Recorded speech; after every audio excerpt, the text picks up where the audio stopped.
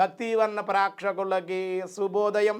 26/6/2024 స్వస్తి శ్రీ చాంద్రమానం క్రోధినామ సంవత్సరం ఉత్తరాయణం గ్రీష్మ ఋతువు జ్యేష్ఠమాసం కృష్ణపక్ష పంచమి బుధవారం. పంచమి రాత్రి 11:08 వరకు, ధనిష్ఠా నక్షత్రం మధ్యాహ్నం 3:50 వరకు, వర్జన్ రాత్రి 10:30 నుండి 11:59 వరకు, దుర్ముహూర్తం ఉదయం 11:36 నుండి 12:26 వరకు, సూర్యోదయం 5:31, సూర్యాస్తమయం 6:34.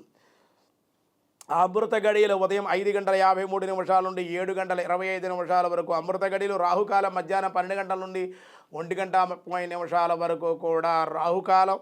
శుభ సమయం ఈరోజు ఉదయం 6 గంటల నుండి 7:10 వరకు, ఉదయ శుభకాలం మధ్యాహ్నం 3:20 నుండి 4 గంటల వరకు, శుభ సమయం విష్కంభం ఉదయం 9:15, కౌలవ మధ్యాహ్నం 12:13, తైతుల కరణం రాత్రి 11:08.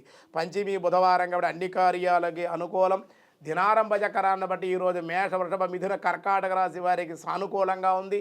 సింహ, కన్య, తుల, వృశ్చిక రాశి వారికి కూడా అనుకూలంగా ఉంది. ధనస్సు, మకర, కుంభ, మీనరాశుల వారికి కూడా చాలా బాగుంది అని చెబుతూ, వ్యాసాయ విష్ణురూపాయ వ్యాసరూపాయ విష్ణవే ఓం ఋషికేశాయ నమః.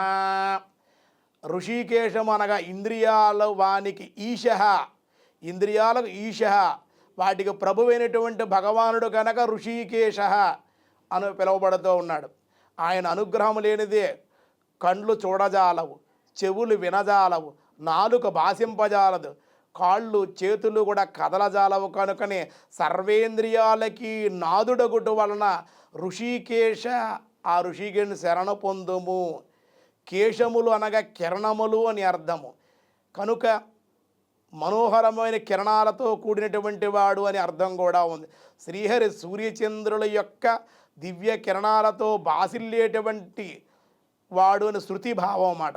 సూర్యకిరణాలతో విశ్వాన్ని మేలుకొరుపుచున్నటువంటి వాడు, సూర్యచంద్ర కిరణాలతో విశ్వాన్ని చంద్రకిరణాలతో నిద్రపరిచేటువంటి వాడు కనుక మహాభారతం శాంతి పర్వంలో వివరించారు. కనుకనే శ్రీహరి ఋషికేశుడు అనేటువంటి నామం విశేషమైన నామంగా కూడా మనకి చెప్పడం జరిగింది. మిగతా విషయాలు రేపు చూద్దాం. ఈరోజు స్వస్తి.